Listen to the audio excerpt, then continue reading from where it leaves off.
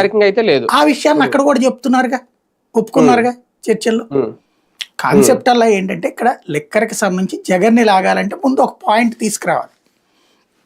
ఇప్పుడు skill development case ఇంత వేగ్గా పెట్టలా. స్కిల్ డెవలప్మెంట్ కేసులో ముందు ఈడీ విచారణ చేసింది. విచారణ చేసి కొన్ని ఆస్తులు సీజ్ చేసింది.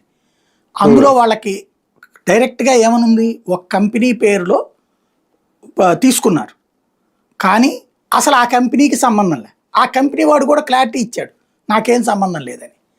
ఇచ్చిన తర్వాత ఆ పేరుకి పక్కన ఇంకో ముక్క యాడ్ చేసి ఓ బోగస్ కంపెనీ క్రియేట్ చేసి ఆ కంపెనీకి డబ్బులు ఇచ్చారు.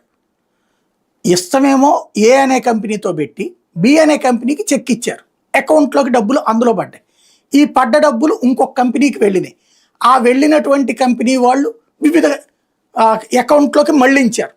ఇది పూర్తి ఆధారం ఉంది అక్కడ, క్లియర్ ఆధారం ఉంది అక్కడ. అదేమో ఆధారాలు ఏమి లేవని రాశారు. ఇక్కడేమో వీళ్ళందరూ ఈ కంపెనీలో వాళ్ళందరూ ఉన్నారని రాశారు.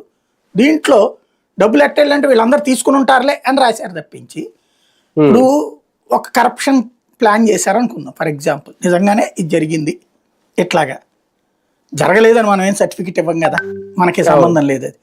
కానీ జరిగినప్పుడు ఎవడైనా బుద్ధి బుర్రా ఉన్నాడు ఎవడైనా సరే డబ్బులు 10 మందికి తీసుకురమ్మంటాడా? మిథున్ రెడ్డి నువ్వు బట్టురా, విజయసాయి రెడ్డి నువ్వు బట్టురా, కాస్త కృష్ణమోహన్ రెడ్డి నువ్వు బట్టురా కొంచెం, లేకపోతే ఇంకొకటి ఎవరో పేర్లు చెప్పారు, మొత్తం 6 7 దగ్గరకో డబ్బులు అంట. 6